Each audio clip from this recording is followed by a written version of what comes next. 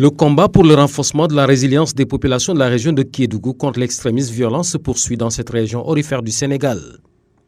Frontalière d'une part à la République de Guinée et d'autre part au Mali, les risques d'insécurité sont encore réels, d'où l'avènement d'un programme dénommé Saine Résilience. Ces formations vont porter sur la participation citoyenne, elles vont porter sur les mouvements transfrontaliers, elles concernent aussi le retrait et le travail des enfants dans les zones d'extraction d'or traditionnelles. L'importance de ces thématiques, si nous regardons un peu le contexte de Kédougou et sa position géographique, si nous regardons un peu l'analphabétisme et la pauvreté qui se trouvent dans Kédougou et surtout dans les zones frontières, les villages les plus reculés, il était très important que l'on quand même essaye de capaciter les populations sur la participation citoyenne, quelque chose qui serait gage de leur faire participer dans le développement de leur localité. Aussi, les mouvements transfrontaliers, puisque c'est des communes ou des villages qui se trouvent au long de la frontière.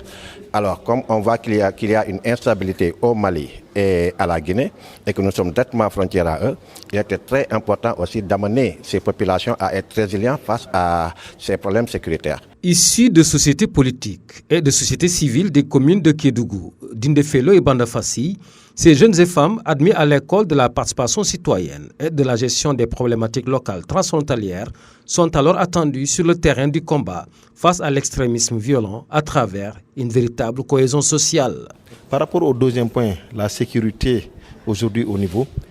là c'est une question quand même qui mérite d'être approfondie dans la région de Kédougou, plus précisément dans le département de Kédougou. Vous n'êtes pas sans savoir, chaque fois, vraiment dans un mois, on entend des troubles, on entend des attaques par là. Donc tout ça, c'est quand même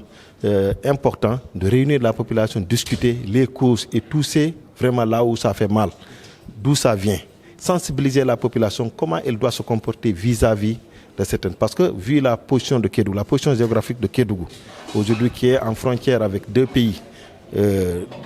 comme le Mali et la Guinée, et des pays qui ne sont pas stables, donc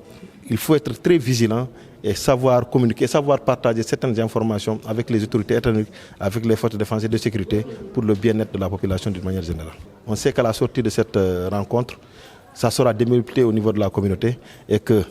nous aussi, en tant que collectivité, en tant qu'élus locaux, nous allons faire quand même ce qu'on peut pour augmenter cette sensibilisation et créer des cadres de concertation pour vraiment véhiculer le message pour que chacun puisse avoir la bonne information. Rappelez que le département de Saraya a été le premier à vivre une telle activité avant ceux de Kédougou et Salémata, une activité portée par le Malao et la Fondation Konrad Adenauer.